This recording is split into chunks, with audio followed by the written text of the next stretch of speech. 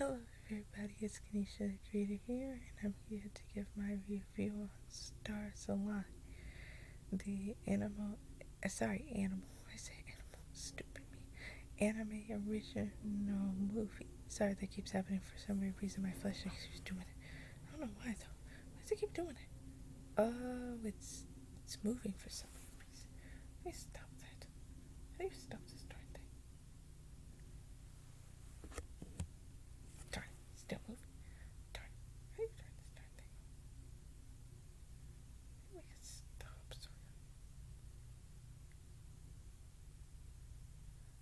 No, just stay in one place.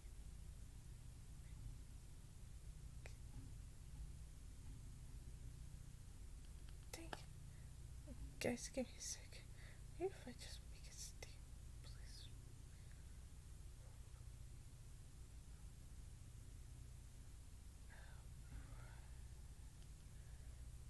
Okay, guys, forget it. You're just gonna halfway see my face anyway. Anyway, guys, Stars Align. It was amazing. The characters, amazing. I loved Kakishiba. I loved all the club members. I'm sorry, I can't remember all their names for some weird reason. I loved you. You was a great character. And the first non-binary confirmed enemy character that I have seen. Although I don't know if he would go by that term, but still. It was the first one I ever seen, and it was amazing. I was actually intrigued by the sport. I'm not a big sports anime fan. I'll sometimes watch them, but I'm not ever interested in the sport itself. I'm more interested in the characters. And somehow the characters got me to like the sport and made me actually care. And I was cheering with the rest of the group when it looked like their team was about to win. That ending though, I was like, what? What? Okay. Let me tell you straight up, I thought when they showed that, I thought it was a flashback. I thought his dad almost did that to his mom. That's what I thought, but no, actually it wasn't like that. So I don't know what happened to the mom. That's still unexplained. Yeah, that is just unexplained. We never find out. So I have no idea what happens. And then we had this thing with the vice president, where he was almost about to see his birth mom, but his birth mom just disappeared, and I was like, okay, that was quite a tease. Exactly. And I almost thought he was gonna catch up to her. But then we come right back to the game. And then it waits till the next episode to show that. And he doesn't. But I'm glad they were able to hold up themselves against the people they had to compete against. They worked so hard. And I'm so glad they did anything. Also, I'm glad that the student council president didn't be I'm glad that she didn't become like a main antagonist that's trying to ruin the club because they're a terrible team and for 4 years they haven't been able to win. Like I'm glad, or was it 2 years? It could have been 2 years. I don't remember how many. Anyway, I'm just glad she didn't become like a typical antagonist that wanted to, get rid of the club and everything. And at first I thought the mom was gonna do that, but like there was only like one real time that she did.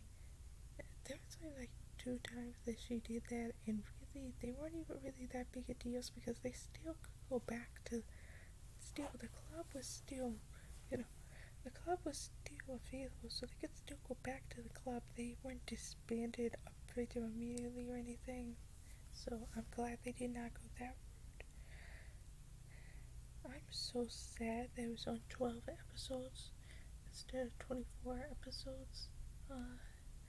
would have been so much better as a 24 episode show. I feel so sad. I really do. Each one of the characters, I just love them so much. At first, I'm gonna be honest, Kashi Bar, let me tell you, that guy's attitude was really peeving me off. I was like, can this guy say anything freaking positive? And I know, sometimes people who are like coaches, sometimes pep talk their team. But even when he wasn't with the team, he still was rude. Like this guy was, you heard him brutally honest. This guy went beyond that. He just be brutal for the sake of being brutal. And I know that girl, she did the same thing too, but at least with her, it kind of was like a typical Cinderella act. But with him, it was just plain rude. And I'm just thinking to myself, boy, if you don't have anything nice to say, don't say anything at all. What have you not? Did you not learn that in elementary? And let me tell you, his father was driving me nuts. That knife scene is gonna haunt me for the rest of my life. And I swear, y'all gonna hate me for this, but I kinda wanted to see some blood. I wanted them to like show him walk into the house, and then the guy being like, "Oh, it's just you." And then the guy looking shocked for a moment, and then just blood is on the floor, and like you can see a shadow of the body falling down. That would have made the ending way better, and I would have been like, okay, I'm satisfied. But nope. They just show up with a kitchen knife, and then it just cuts out. It just cuts out. I hate that they just did that. You couldn't have really showed me a little bit of blood. And then they have this thing with the guy. I forget what his name is. But anyway, the guy with glasses. I'm sorry, like I said, I keep forgetting everybody's name. I don't know why. I don't think I catched up with anybody's name except for Kashiba's and Yu's. I don't know. I think my mind kept blocking out their names because in the end, even though I liked the characters, I didn't care that much to remember their names. I'm sorry. Anyway, yeah, I cannot believe that his mother just gonna call him while he said, "Oh, I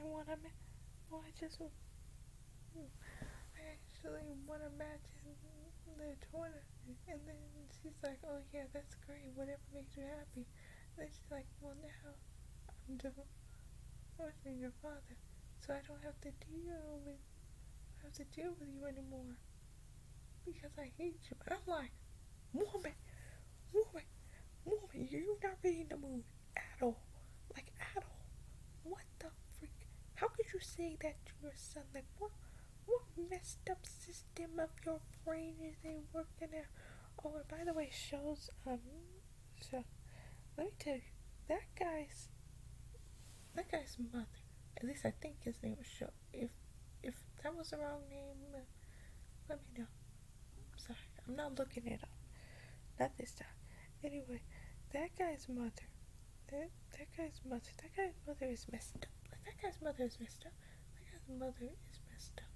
Like, listen, there's being overprotective, but then there's being controlled. This woman is controlling. Like, this woman wants him to do everything that she wants. Like, everything. And I swear, when I saw him slowly break it down, I was like, oh my gosh.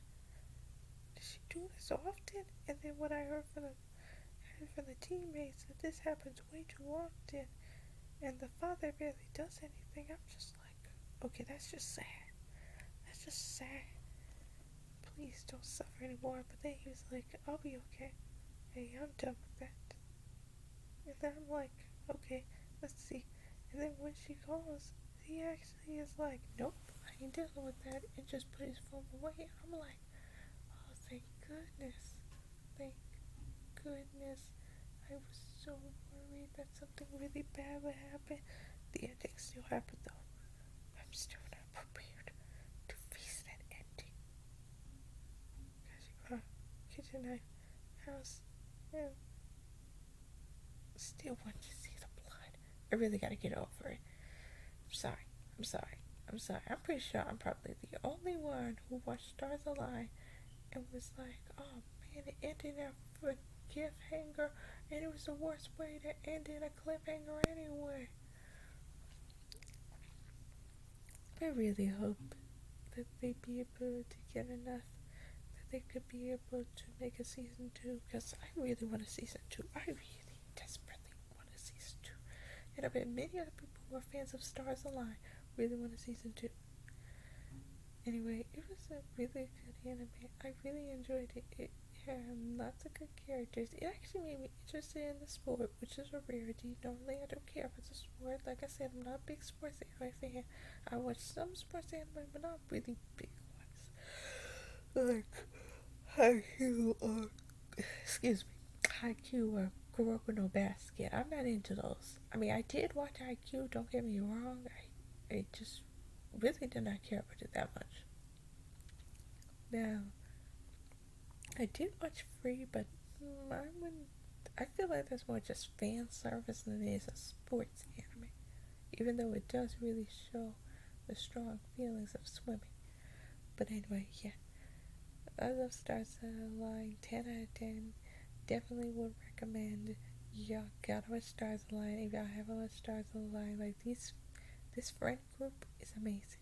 I know at first they don't seem that way because they seem like a bunch of losers just wasting their time and not even wanting to get any better. But trust me, watch it all the way through and you understand these characters just like I have. Also, I kind of like that kind of side plot where it showed the student council president and how her grandmother and mother treat her and how they feel about her life. I kind of like that. At first, I was like, why are we showing this random character? Why are we showing her? She doesn't even play an intriguing role in the story. Why are we showing her?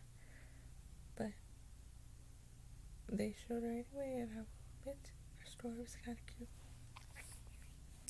And like the thing about that guy and him not being and like him being actually adopted really got to me, and I was like, don't you dare ever call yourself useless. You are amazing. Who cares if they're not your real parents? They're still your parents.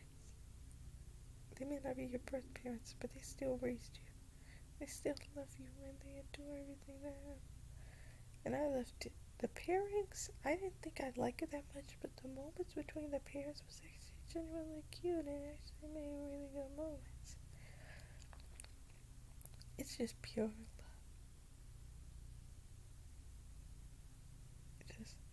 I just love it. Also, I did watch the English dub, and let me tell you, the English dub, Funimation, you did it again. I love it. Not once did I feel annoyed by any of the English voices in here. Sure, characters that I want to drop dead or not actually did, but you know, still.